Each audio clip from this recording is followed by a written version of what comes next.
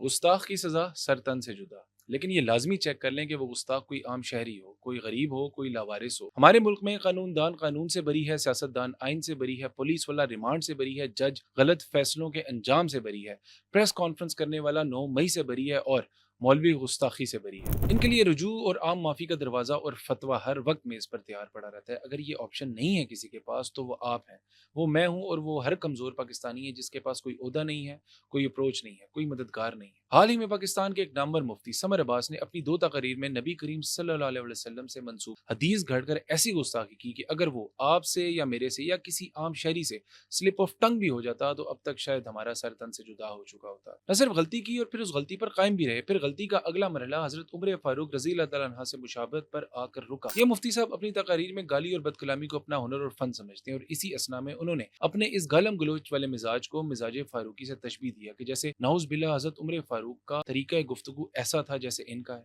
اس پر انہیں شدید تنقید کا سامنا کرنا پڑا، جس پر آخر کار انہوں نے اپنی غلطی اور گستاخی پر رجوع کر کے ویڈیو بنائی اور معافی مانگ لی اور توبہ کا اعلان کیا۔ میں ان الفاظ کو غیر مشروط طور پر واپس بھی لیتا ہوں، براعت کا اعلان بھی کرتا ہوں۔ اور ہماری اسلامی نظریاتی کونسل کی جانب سے رجوع کا مشورہ اور معافی دونوں مل چکی، اور بس معاملہ ختم۔ اب سوال یہ کہ بڑے بڑے ملا اور مفتی جو اپنے ناپسندیدہ دوسرے فرقوں کی جانب سے ہو جانے والی ایسی غلطی، گستاخی یا سلپ آف ٹنگ کو واجب القتل یا سر تن سے جدا کے فتوے دیتے نہیں تھکتے، اور خود سمر عباس جو اپنی ان کی تقریر میں یہ توبہ اور معافی والا خانہ ہے ہی نہیں۔ اور کئی کہتے ہیں جی نہیں ایسا نہیں ہونا چاہیے، اس نے معافی مانگ لی ہے۔ میں نے کہا نہیں، اگر چور چوری کر کے مان جائے کہ میں نے چوری کی ہے تو کیا آپ چھوڑ دیں گے؟ تو ان کو پریولیج کیسے حاصل ہو گیا؟ اور اس میں دلچسپ بات یہ کہ دین کے ان محافظوں نے جب گستاخی کی سزا کا قانون بنوایا 295C، تو اس میں یہ بات شامل کروائی گئی کہ گستاخی کی معافی اور توبہ بھی قبول نہیں کی جائے گی، بلکہ اس کی سزا صرف سر تن سے جدا ہے۔ تو دین کے کس آئین میں امینڈمنٹ کر کے ایسی امیونٹی حاصل کر لی محض 24 گھنٹے میں، جو کسی عام غریب بے بس گستاخ کو نہیں حاصل؟ اور گستاخی پر سر تن سے جدا کرنے والوں سے پوچھنا یہ تھا کہ مولوی سمر عباس نے تو توبہ کی، رجوع کیا اور معاف کر دیا گیا،